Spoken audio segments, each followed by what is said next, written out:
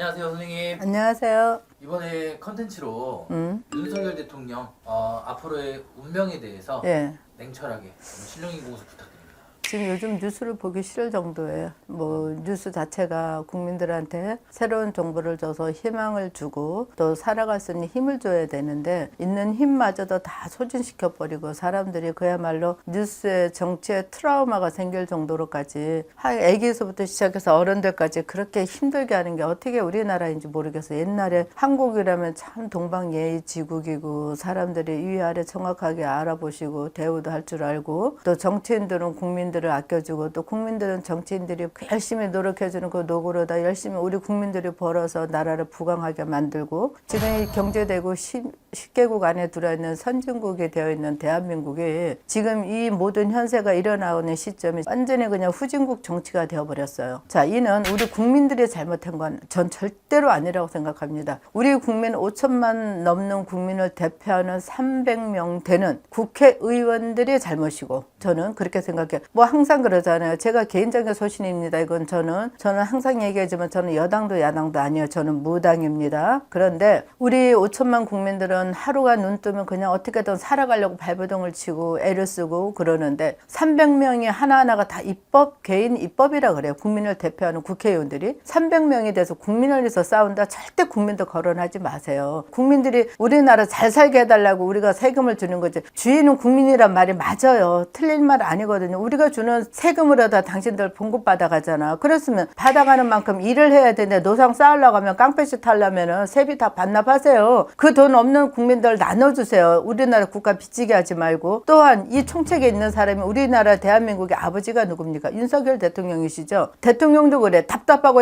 심정은 이해를 하겠지만 아니 왜 계엄령이란 걸 12월 3일날 터뜨려갖고 전 나라 전체가 이렇게 어지럽게 만들어놓는지 뭐 대통령도 개인적인 욕심이 과했다고 봐요. 이거 너무 성격이 급하셨어. 계엄령도 순서가 있는 거고 진짜 다시 한번 수도 없이 얘기하지만 계엄령을 발장할 만큼 우리나라가 그만큼 위기 상태야. 그건 아니거든요. 정부와 정치 간의 문제가 있었던 거지 이게 대통령하고서는 우리 국민들이 뭐를 총을 들었습니까? 아니면 나라를 어떻게 했습니까? 왜 계엄령 선포하셔갖고 이거는 우리 대통령이 자업자득에 발등을 찍으신 거예요. 물론 우리 보수직에서 보시는 분들이 저를 욕하겠지만 저는 개인적으로 말씀드리는 겁니다. 대통령이 계엄을 하실 때도 조금만 더 시간을 갖고 그것도 시가 되고 때가 돼야 되는 법인데 너무 서두르는 감이 없잖아 있었다. 좀 찬찬히만 가셨어도 괜찮았고 옆에 참모들도 마찬가지야. 대통령이 이렇게 급한 성격에 뭐 고집이 세다 그러는데 고집이 세서 그거를 꺾을 수 있는 게 참모들이에요. 참모들이 제 역할만 했었어도 오늘 같은 이런 날 대통령 임기 다 마치고 진짜 얼마나 일 많이 했습니까? 윤 대통령 일 많이 했어요. 국민들이 압니다. 그걸 모르는 거 아니야. 당신이 우리나라 국민 1호 영업 세일즈라고 나셨잖아. 그래갖고 열심히 일하신 거 알아요. 다 공로도 많이 세웠어. 인정받는 거는 국민들이나 인정을 해주는 거지 본인이 인정받으려고 하면 안 됐었어. 그런데 이번에 계엄령 사고로다가 그걸 다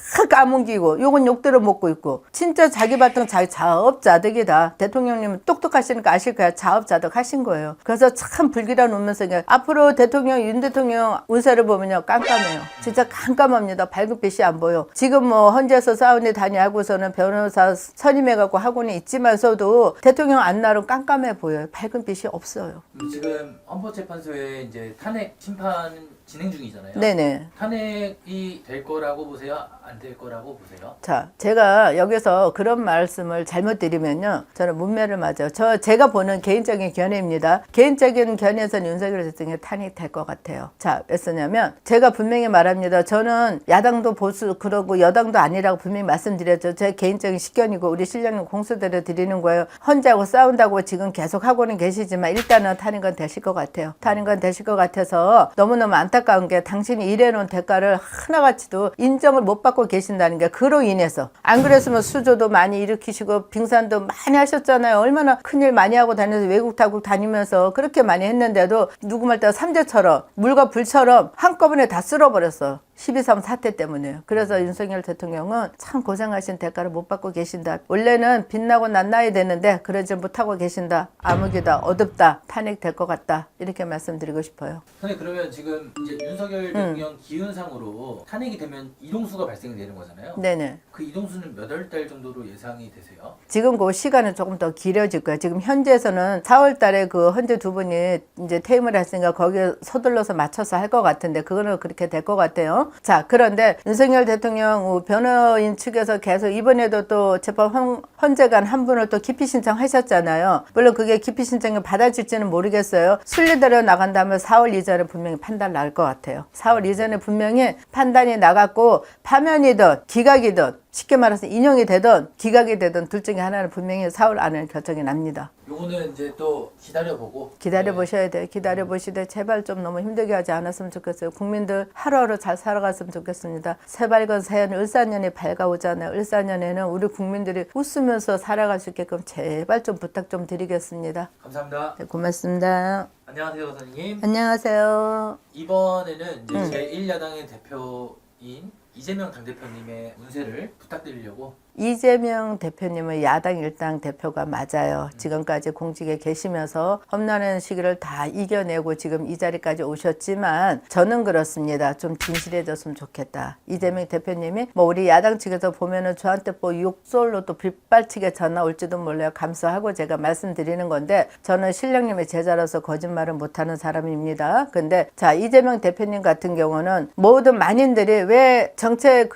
나오잖아요. 프로테주에서 선호감이 1호, 비호감이 1호다. 그 이유가 뭐겠어요? 실질적으로 그만큼 많은 윤석열 대통령 정부 시대 많은 고초를 겪었다고 만인이 인정하지만서도 그게 안 올라갈 때 지지율이 30%에 딱 갇혀있을 때 그야말로 콘크리트 벽이라 그러잖아요. 갇혀있을 때는 다른 사람 탓이 아니고 이재명 대표님 탓이에요. 그건 뭐냐? 조금 더 솔직하게 잘못한 걸 쉽게 인정할 줄 알고 이번에도 카메라 왜 저기 한덕수 국무총리 대행할 때 탄핵당할 때 돌아서서 나왔다고 웃어갖고 그게 카메라에 찍혀서 빗발치게 지금 많은 사람들 욕먹고 있잖아요. 그런 부분이 사람들한테 비호감이 가는 거예요. 진실되게 내가 대통령을 하고 싶어서가 아니라 내 마음이 솔직히 하고 싶다 하더라도 내 모습은 그렇게 보여지질 않아야 맞아. 그래야 이재명의 대통령 대표에 대해서도 또 호감도도 올라가고 어떻게든 이재명 대표를 갖다 이번에 대통령 만들 때 이런 게 높아질 텐데 언행일치가 안 돼요. 언행일치가 안 된다는 뭐냐? 자, 당신 욕심이 너무 과하다 보니까 사람들한테 국민들이 바보 아니에요. 옛날에는 시대가 어두워서 정보 개념이 많이 없었지만 지금 시대가 발달되고 IT 시대이기 때문에 얼마나 현명하고 똑똑한지 몰라요. 대학이 필요 없을 만큼 똑똑해요. 그런 국민들이기 때문에 국민들이 하나같이 낱낱이 머리끝에 발끝까지 이재명 대표님을 바라보고 계시는데 그분들이 그 콘크리트 벽에서 벗어나지 못한 이유가 뭘까요? 본인 탓이에요. 이재명 대표님 탓이지 누구 탓할 거 없어.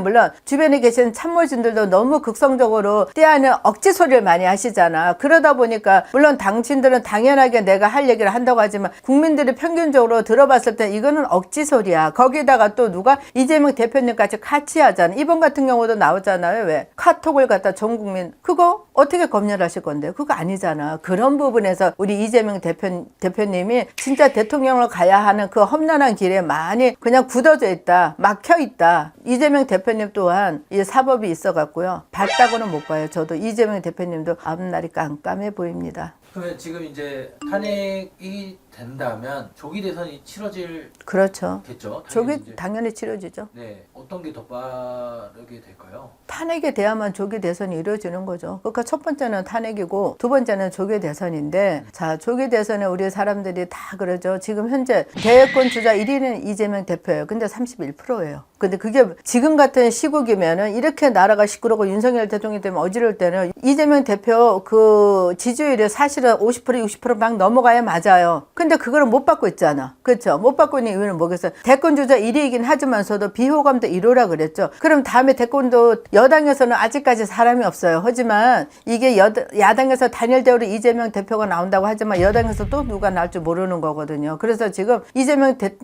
대표가 대통령 된다는 장담은 저는 못합니다. 그러면 이재명 대표님도 기운상으로 어렵죠. 조금 네. 어렵다.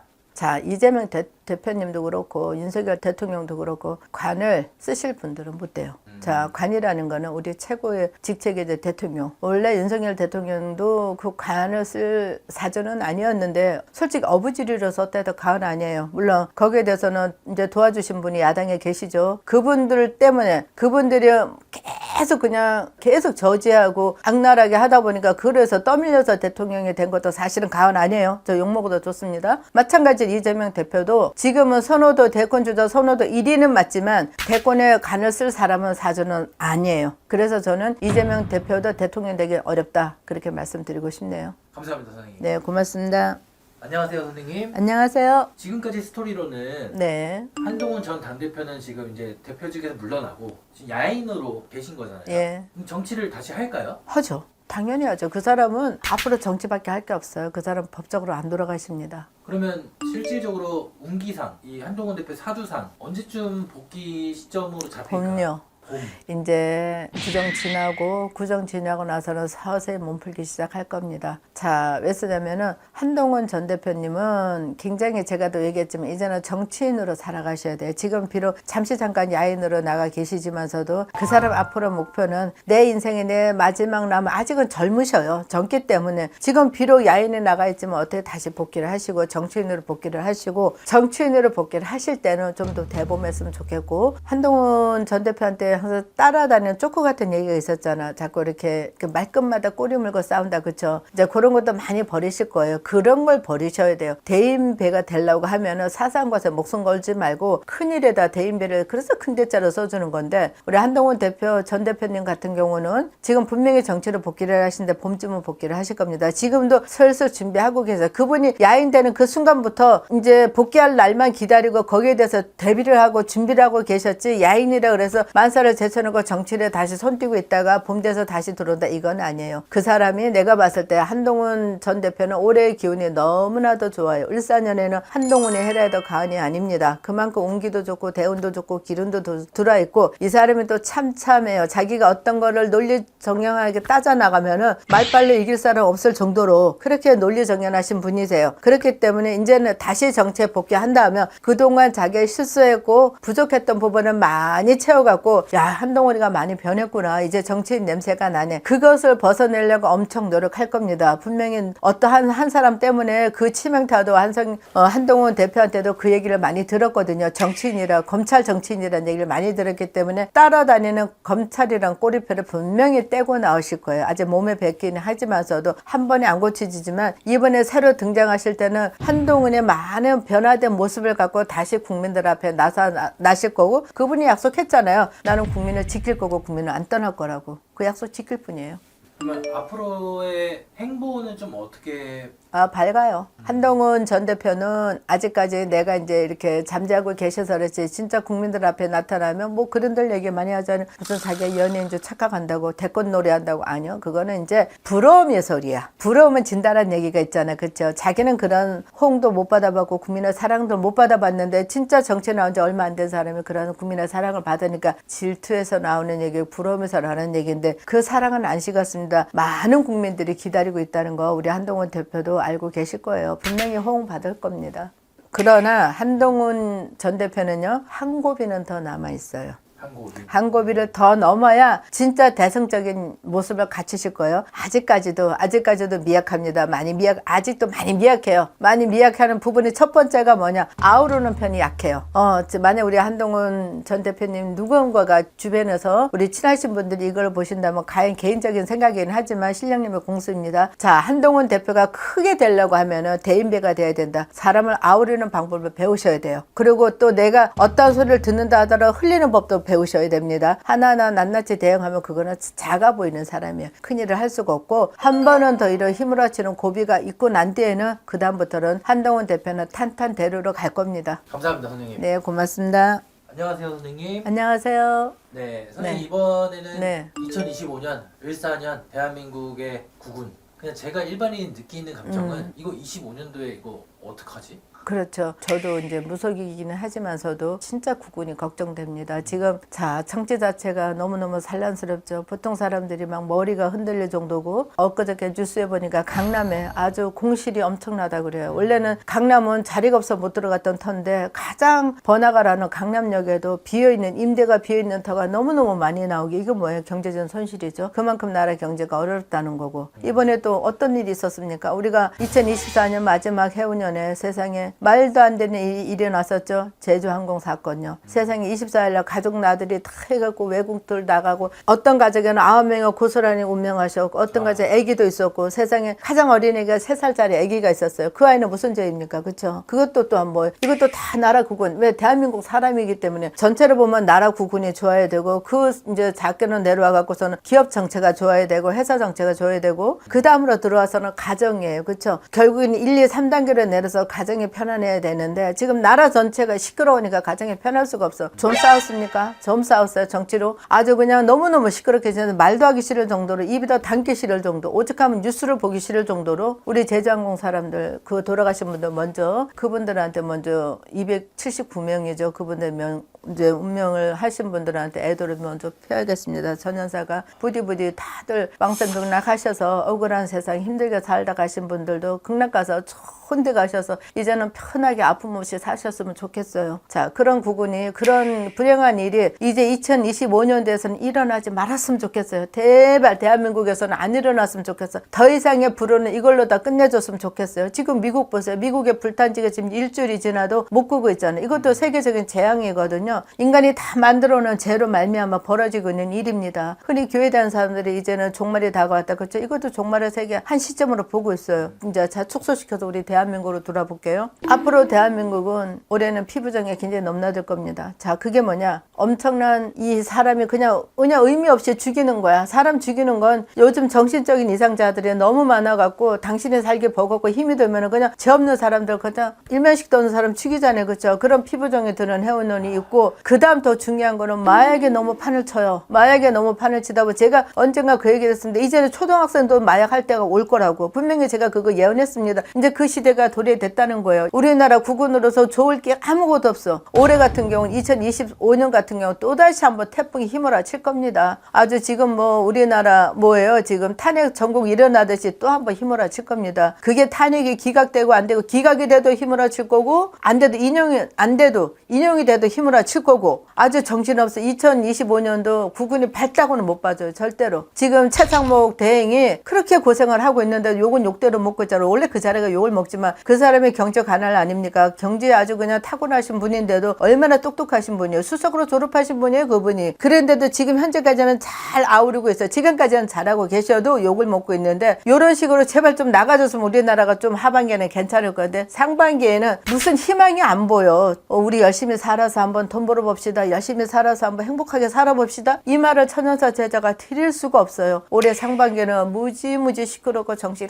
하나 없을 겁니다. 나라 전체가. 경제가 너무 어렵잖아요. 어렵죠. 25년도에는 조금 뭐 어떤 회복의 가능성은 좀 있을까요? 올해 상반기에는 절대로 없습니다. 최상목 대행께서 고생을 하고 계시지만 그래도 지금은 전혀 상반기에는 경제가 어려워서 일어날 회복은 없어요. 만약에 국군이 살아난다고 하면 자 죄송하지만 하반기입니다. 자 추석 지나서 올 상반기 추석 지나서 하반기부터는 조금 국군이 살아나고 그전에는 더 침체되면 침체됐지 외국 전체 나라 전 세계적으로 대한민국 인정을 못 받는데 어떻게 국군이 살아나겠습니까? 생각을 해보십시오. 국민에서 나라에서 받쳐줘야죠. 국민을 잘 살죠. 그런데 나라에서 위에 있는 사람들 다 망가먹고 있는데 국민들 쎄빠지게 고생하면 뭐합니까? 돈을 모을 수가 없는 걸요. 국군 바라보지 마세요. 당신들이 잘해야 국군이 살아나거든요. 그러면 이제 부동산 시장은 좀 어떻게? 아니요, 부동산 힘들어요. 주식도 그렇고 코인도 그렇고 부동산도 그렇고 이제는 옛날에는 강남에서 우리나라 최고였잖아요. 이제는 강남도 떨어졌어요. 강남 집이 안 팔려요. 지금 부동산 경기는 더 꽁꽁 얼어 죽고요. 지금 건설업 하신 분들 제발 좀 살려주세요. 건설업 하신 분들 너무너무 힘이 들어갑니다. 기성비조차 못 받아갖고요. 너무너무 고생하신 분들 한두 분이 아니세요. 그러니까 나라 경제가 잘 살려고 하면은 산업화도 건설도 잘 돼야 되고 부동산 건설도 잘 돼야 됩니다. 근데 그게 너무 어려워요. 어려워서 힘이 들어 보여서 안 돼요. 제가 그래요.